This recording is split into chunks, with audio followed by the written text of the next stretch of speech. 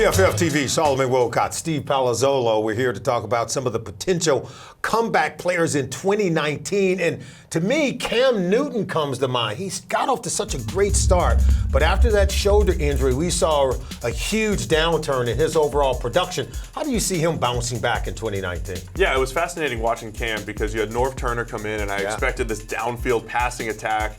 You know, because that's what Norv loves. He loves those vertical routes, and that's what Cam throws really well. But he actually did a nice job opening up the short passing game, featuring Christian McCaffrey. Newton's accuracy took a big step forward last year before the shoulder, and with that after the shoulder injury, though, trying to play through it, we saw him just forcing balls into coverage, making some pretty bad throws. It hurt his grade, hurt his production, as you said. So I want to see a healthy Cam in that Norv system again, see if he can continue to take that step forward. Overall, we've been a little bit more critical of Cam than maybe others, where we said, look, there's not a whole lot of seasons where he's truly ranked as a top 10 quarterback outside of his 2015 MVP season, but that shows what his peak can be. So you get those guys that can get open, the DJ Moores of the world, and we could see a really nice season for Cam if he's healthy. An overall PFF grade of 72.0 over the last 3 years for Cam Newton. So even without the shoulder injury, he has struggled over a little bit. He's got to get back to that MVP form that we saw from him in 2015. Let's talk about the Dallas center, Travis Frederick. This guy's been a model of consistency, only giving up 5 sacks over the last 5 years, but he missed all of 2018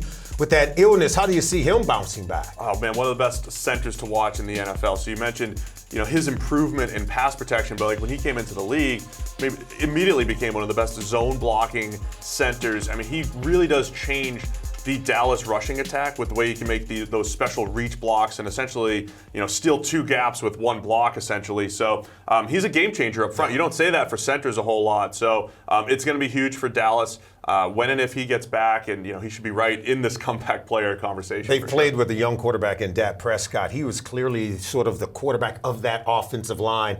They missed him last year, so they'll be eager to get him back. Let's talk about wide receiver Cooper Kupp for the LA Rams.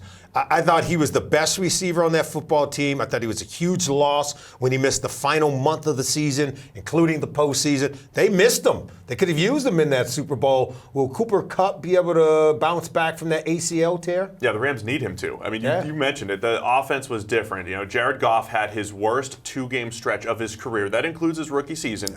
When he played against the Detroit Lions and Chicago Bears and then Philadelphia Eagles. 3 games in a row where he was worse than even his rookie season of 2016. And I think you started to see the inability to just find that guy in the slot like a Cooper Kupp, his ability to run those crossers in the middle of the field, ran a few routes on the outside, 2.27 yards per route. He was extremely efficient.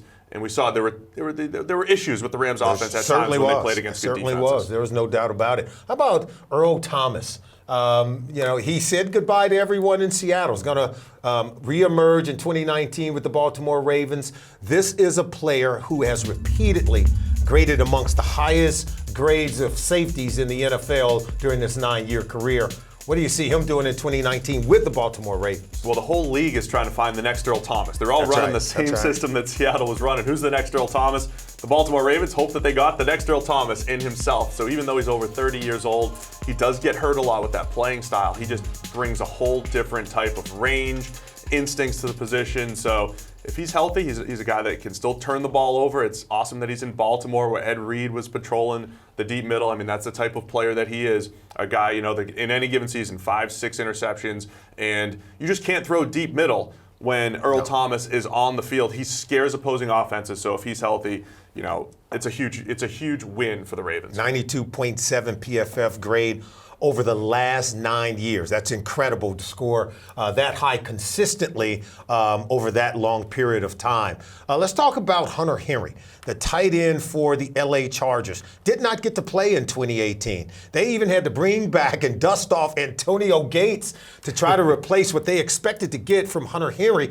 I could see he and Phillip Rivers lighting it up in 2019. Oh, absolutely. And you know how much Rivers loves throwing to the tight end with that history with Antonio Gates. And Hunter Henry stepped right in his rookie season, did a nice job as a run blocker, more importantly, was a weapon in the passing game. And when you look at what has happened with that Chargers offense, where Keenan Allen has emerged as a top 5 potential receiver in any given year, Mike Williams really stepped up down the stretch. We know that those best passing offenses have multiple options, and that's where Hunter Henry comes in. He patrols the middle of the field with a little bit of speed and athleticism. So I think Rivers is going to like having him back. One player that has to bounce back in 2019, that's Deion Jones, middle linebacker for the Atlanta Falcons. They need him to be the Deion Jones that he always had been prior to last year's injury. Do you see him not only being able to bounce back, but being able to be that prolific three-down linebacker they expect him to be? Well, he was on his way to becoming maybe the best coverage linebacker in the entire NFL. Right up there with Luke Kuechly, right up there with Bobby Wagner. He's not as good against the run as maybe some of those other guys, but it doesn't matter as much, with his It's a passing league. It is. It's a passing league, and we saw what Bobby Wagner does in that Seattle defense. You need really good range. You need recognition ability as far as routes go and everything. We saw Deion Jones emerge in 2017 really as that guy, making game-changing plays, picking off Drew Brees to save a game, pass breakups to save multiple games, and then we saw Atlanta just get picked apart in the middle of the field when he went down. So, crucial piece of that Atlanta defense, Deion Jones, when he's healthy, one of the best coverage linebackers in the NFL. And lastly, the Bengals defensive line. We expected so much from them in 2018, and their production fell off. Carl Lawson, he had been a rookie who was highly productive in 2017, and then he was injured in 2018. Do you think he's able to bounce back and give the Bengals the production they're looking for? Yeah, we thought the Bengals would have one of the best defensive lines in all of the NFL last year because of what Lawson did as a rookie, and he made us look good, Solly. I mean, he had a fourth round. He came into the NFL as a fourth rounder. That's right. For us, he had a first round grade, and he looked really good that rookie season back in 2017. So we are expecting a bounce back because he consistently won off the edge in college at Auburn. He won off the edge as a rookie, did a pretty good job early last season before going down to injury. So we are expecting a full bounce back from Lawson. So those are your comeback candidates for the 2019 season. This is PFF TV. I'm Solomon Wilcots. He's Steve Palazzolo.